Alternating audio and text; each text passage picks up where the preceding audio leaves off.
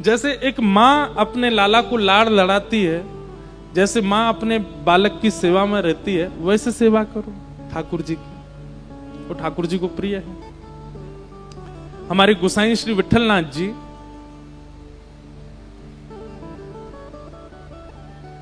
एक दिन ठाकुर जी का दूध भोग लगा रहे थे, तो जैसे ही पर्दा किया तो ठाकुर जी सचल हो जाते थे। श्रीनाथ जी वो सचल होकर के उनकी गोद में बैठ जाते थे गोसाई विठलनाथ जी की में, और कहते अब मोह पिबाओ। तो गोसाई विठलनाथ जी ऐसे पात्र में दूध लेते कटोरी में, और फिर उसको ऐसे घुमा घुमा के ठंडा करते, ठंडा करके फिर ठाकुर जी के अधर से लगाते, ठाकुर जी पीते।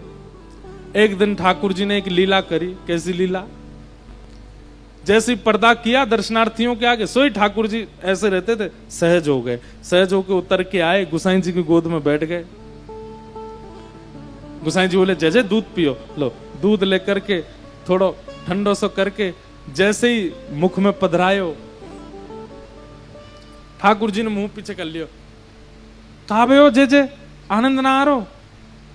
या में मीठो कम पड़ो है, नेक और मीठो डाल के लाओ, या में मीठो ना है।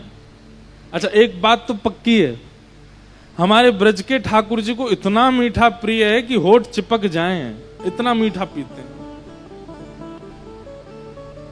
अब बात तो भैया मीठे चीनी गुड़ खांड की नहीं है, ठाकुर जी को प्रेम का मीठा चाहिए, बहुत भाव से बनाया गया वो बहुत मीठा लगता है। उसका द्योतक ठाकुर जी हमें बताते हैं। बोले इतनी मीठी सामग्री क्यों?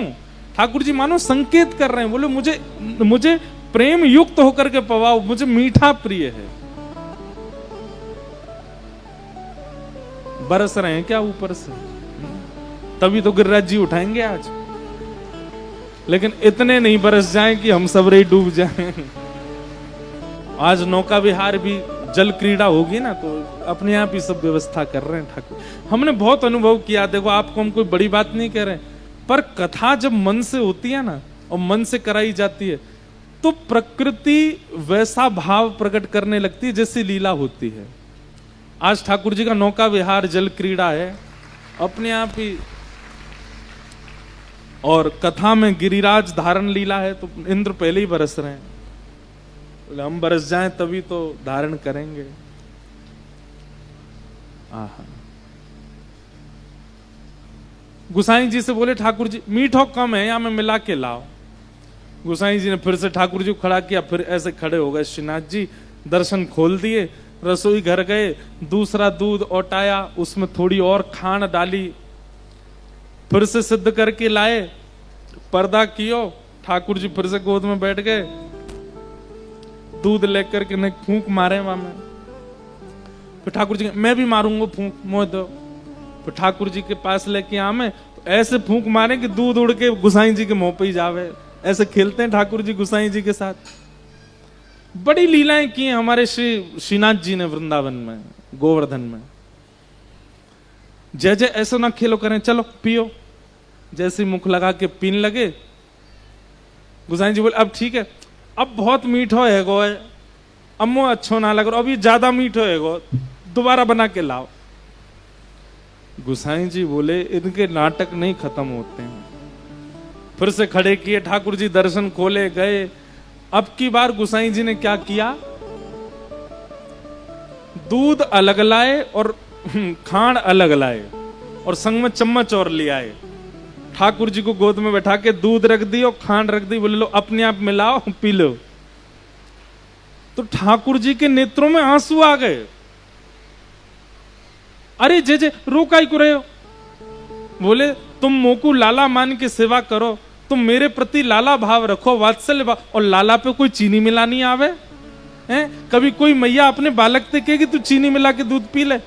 मुंह पे ना आवे। बालक तो अपनी मैया के अधीन रहे, मैं कैसे अगर तुम ये बात मानने हो कि मुंह पे चीनी मिलानी आवे, तो मैं अपनी भ्रगुटी टेढ़ी करके प्रलय भी कर सकूं, फिर मैं परमात्मा बन जाऊंगा। लेकिन तुम्हारा भाव मेरे प्रति लाला को है, तो फिर लाला मान के मेरी सेवा करो। तो भैया अगर किसी के चित्त में, इधर देखो, यहां देखो, यहां देखो, सुनो, ज्यादा से ज्यादा भीगोगे, पिघलोगे नहीं, और कुछ नहीं होगा। आज भीगे ही जाए, ऐसा रह जाए, तभी तो आनंद आवे। एक बार हमारी यही उड़ीसा में कथा थी, बरगढ़ है, बरगढ़ और जो भी है नाम, वहां पे भी ऐसे ही महाप्रभु जी विराज रहे थे पीछे। इतनी बारिश हुई पूरे पंडाल में पानी नहीं, व्यास मंच पे ही गिरा ऊपर से। और महाप्रभु जगन्नाथ जी, दो ही लोग भीग रहे थे, मैं और महाप्रभु जी। तो पूरी छतरी लेके 2-2.5 घंटा कथा की थी हमने, बहुत आनंद आया था। तो हम क्या भाव कह रहे थे, अगर ठाकुर जी के प्रति गोपी भाव नहीं बनता, सहचरी भाव नहीं बनता, सखी भाव नहीं, क्योंकि कई लोग इसका उपहास करने लगते हैं, महाराज जी आप भी क्या यूं बोलते हो सखी बन जाएं ठाकुर जी के लिए। कई लोगों को ये उपहासजनक लगती है बात। तो इसलिए कहीं सखी भाव नहीं उत्पन्न हो रहा है तो जबरदस्ती मत करो, फिर वात्सल्य भाव में आ जाओ, ठाकुर जी के प्रति बाल भाव रखो। लेकिन बाल भाव में वो स्थिति मत ले आना जो अपने बालकों के साथ होती है, कहीं भी बैठा दिया, कहीं भी लिटा दिया, हमारे लाला ही तो हैं, अपने जंगी बिस्तर पर लेके सो गए, नहीं। पर ब्रह्म भाव रखना है। पर जब सेवा में सामग्री पधराते हैं, भोग पधराते हैं, श्रृंगार करते हैं, आरती करते हैं, उतनी देर आपको वात्सल्य भाव रखना है। आरती नहीं कर रहे, सामग्री नहीं पधरा रहे, भोग, उतनी देर पर ब्रह्म भाव रखना है, परमात्मा है, उनकी गरिमा महिमा सबका ध्यान रखा जाए। वात्सल्य भाव भी भगवत प्राप्ति में एक बहुत निपुणता ला सकता है। इसलिए वात्सल्य भाव रखो, ठाकुर जी के प्रति लाला का भाव रखो। तो अंतरंग सेवा में या तो सहचरी भाव रखा जा सकता है या फिर वात्सल्य भाव। सखी भाव, गोपी भाव, सहचरी भाव वो किशोरी जी की कृपा से आएगा। उसके लिए बहुत साधना करनी पड़े। साधना मतलब तप वाली साधना नहीं, उसके लिए हमारे ब्रज में कहते हैं प्रेमी रसिक रसिकन की बातें रसिक बिना को समझ सके ना।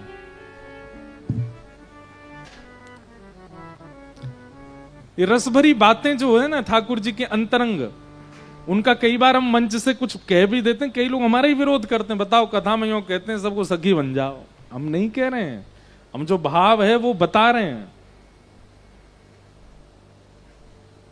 लेकिन यदि उस भावना में आप नहीं पहुंच पा रहे, क्योंकि उसमें बहुत बहुत कृपा की आवश्यकता है, क्योंकि सहचरी भाव का मतलब हो गया निकुंज में प्रवेश। निकुंज मतलब बिल्कुल ठाकुर जी की प्राइवेट लीलाएं, वहां प्रवेश करने में हो सकता है कि थोड़ा कठिनाई आवे,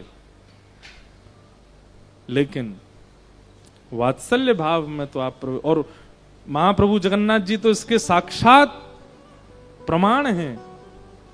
ये गुंडीचा यात्रा जो करते हैं रथ पर बैठ करके, ये वात्सल्य भाव की वजह से तो गुंडीचा मां से मिलने जा रहे हैं, अपनी मैया के पास जा रहे हैं। अब देखो सहचरी भाव में ठाकुर जी अपनी सखी से मिलेंगे, किसी को पता भी नहीं चलने देंगे, लेकिन मैया से मिलने जाते हैं तो पूरे नगर में ढिंडोरा पीटते हुए जाते हैं, रथ पे बैठ के जाते हैं, सबको दिखाते हुए जाते हैं। वात्सल्य भाव सहज है, इसलिए वात्सल्य भाव रखो। गोसाई श्री विठलनाथ जी रखते थे, सूरदास, कुंभन दास, ये सब अष्ट सखा ठाकुर जी के प्रति वात्सल्य भाव रखते थे। वात्सल्य भाव यशोदा मैया का। लाला अब 3 महीना के है गए, और 3 महीना के जैसे ही लाला भये, गदमदरा से लाला ने करवट पटली। पहली बार करवट जैसे ही लई ठाकुर जी ने, पूरे गोकुल में हल्ला मच गो, लाला ने करवट लई है, लाला ने करवट लई है। अब तो सब करवट देख हुए आए नंद भवन। बीच में मैया ने आंगन में सुंदर ठाकुर जी की सेज बिछाई, और वहां पे लाला पौड़े, चारों तरफ ब्रजवासी छत्तन पे, झकोरन पे और कहां कहां चढ़ के देख रहे हैं। मैया बहुत देर रह गई, लाला करवट कब लेगो? बोले अभी लेगो। और जैसे ही ठाकुर जी ने करवट ली, महाराज ढोल बजन लगे, नगाड़े बजन लगे, बधाई हो बधाई हो, लाला ने करवट ली है। आप कहेंगे महाराज जी तो कुछ ज्यादा ही हो गया। करवट का भी उत्सव क्यों मना रहे हैं पता है?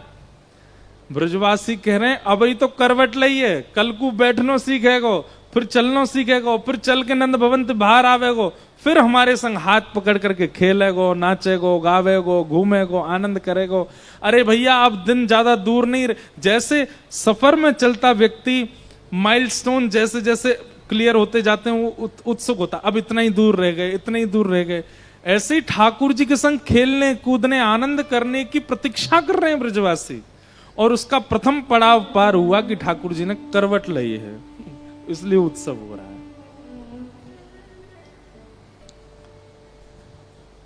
अरे कहां तक कहें, छोटे छोटे ब्रजवासी खिलौने सजा रहे हैं। बोले लाला अब बस कछु दिना में, मैया कब बैठनो, कब सीखेगो, फिर मैया चलेगो कब? बोले तब चलेगो, तब मैं अपने खिलौना ने लेके आऊंगा या के संग खेलूंगा। अरे बड़े बड़े जो 20-20, 22-22 साल के, आपको पता ठाकुर जी के सखा मधुमंगल श्रीधाम, ये कोई छोटे थोड़े ही हैं, ये ब्याह की उम्र के हैं और 3.5 वर्ष के लाला के संग खेलते हैं। क्यों? जब से कन्हैया भय उनके मन में यही भावना रहती है कि हम भले ही पहले आ गए लेकिन हम रहेंगे बाल भाव की तरह लाला के संग। बड़ी मधुर लीला है वृंदावन की। तभी सक्टासुर नाम का एक दैत्य आया, भगवान ने मैया ने सकट के नीचे झूला बनाया था। सकट कहते हैं बैलगाड़ी को, क्योंकि ब्रजवासी सब घेर के बैठे थे, लाला को छोड़ ही नहीं रहे थे, रो रहे थे ठाकुर जी। तो मैया ने ले जा करके एक बैलगाड़ी के नीचे झूला बना के वहां सुवाई दिए। इतने में सक्टासुर आया, ठाकुर जी ने अपने पाद प्रहार से उसका वध कर दिया। ब्रजवासियों को आश्चर्य तो होता है, 6 दिना के लाला ने पूतना मार दी, लेकिन किसी को यह नहीं लगता कि लाला ने मारी। सब यूं सोचते हैं कि हमने इतने ब्राह्मणन की सेवा करी, यमुना जी की आराधना करी, गौ माता की, वे सब लाला के चारों तरफ अपनी मंत्र विद्या से रक्षा करते हैं, या हमारे लाला हमारो बच जाए। सक्टासुर का वध हो गया। धीमे धीमे ठाकुर जी 1 साल के हो गए, और जैसे ही ठाकुर जी 1 साल के भये, अब बैठने लगे ठाकुर जी। ऐसे ही बैठते हैं जगन्नाथ जी की तरह, धाम धूम से बैठ जाएं, ऐसे हाथ करके। बगल में दाऊ दादा बैठे हैं, ठाकुर जी के 2 दांत निकल आए हैं। अब ठाकुर जी को यूं लगती है, यशोदा मैया को कैसे बताऊं कि मेरे दांत निकल आए। सो बगल में दाऊ दादा को हाथ पकड़ो, पकड़ के काट गए। और जैसे ही काटे, दाऊ दादा अरे मैया मैया मैया देख जे लाला मुंह काट गयो। मैया दौड़ी दौड़ी आई, कहा कही दाऊ तेने? बोले मैया देख लाला मुंह काट गयो। दाऊ दादा बोले, मोटे मोटे आंसू निकल रहे, मुंह गोद में उठावेंगी, मुंह संभालेंगी। लेकिन यशोदा मैया तो भावुक हो गई, कहां काटो दिखा, देख मैया याने देख दो दांत गाड़ दिए मेरे हाथ में। मैया तो अरे मेरे लाला के दांत न करिया है, मेरो लाला कैसो, मेरे लाला के दांत न करिया। दिखाइयो ने होठ ऊपर करके दांत देख रही हैं ठाकुर जी के। दाऊ दादा बोले वो बड़े विचित्र, मुंह काट गए हो, यहां बलैया ले रहे हैं। हमारे ब्रज के भाव में ऐसे ऐसे वर्णन है कि अब ब्रजवासियों की कतार लगी है और सब ठाकुर जी के दंतावली का दर्शन करने आ रहे हैं। यशोदा मैया गोद में लाला को लेके बैठी हैं और एक एक गोपी आके मैया ने दिखाइयों कैसे दांत हैं आके, तो मैया ऐसे होठ ऊपर करके दिखाते। अभी तो छोटे से दिखना रहे, तो ठाकुर जी मानो मनी मन कहते हैं ला अपनी उंगली दे तो बताऊं छोटे से। कई कई गोपियां ठाकुर जी के मुंह में ऐसे, जैसे छोटे बालक के मुंह के तरफ अगर हाथ दो, अगर दांत निकलो काट जाएगा वो तुरंत। और ऐसे भी नहीं धीमे भी में काटे, कई बच्चे तो ऐसे काट के हंसते हो रहे हैं, उनको बड़ा अच्छा लगता है। ऐसे ही ठाकुर जी काट जाते हैं, लेकिन गोपियां उस समय तो दर्द होता है, लेकिन बाद में जब ठाकुर जी की दंतावली देखती हैं, उनको देख करके इतनी सिहाती हैं, इतने प्रेम में भर जाती हैं। ऐसे हमारे ठाकुर जी। यशोदा मैया रोज लाला को कहती, लाला बोल मैया, ठाकुर जी नहीं बोलते। दाऊ दादा ले जाते, मैया मोह दो मैं बुलवाऊं, लाला बोल भैया, ठाकुर जी नहीं बोलते। इतने में नंद बाबा आते हैं, लाला बोल बाबा, ठाकुर जी नहीं बोलते। सब लेके बैठे रहते हैं, ठाकुर जी कुछ नहीं बोलते। इतने में गौशाला की गैया चर के आई बाहर से, असंख्य गाय जैसे ही आई ठाकुर जी बैठे बैठे गैयाओं को देखते हैं और अपनी उंगली उठा के कहते हैं गैया।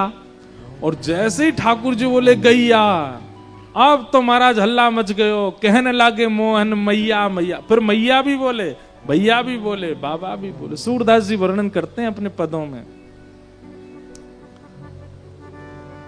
कहने लागे मोहन मैया मैया, पितानंद सो बाबा रे बाबा, और हलधर सो भैया,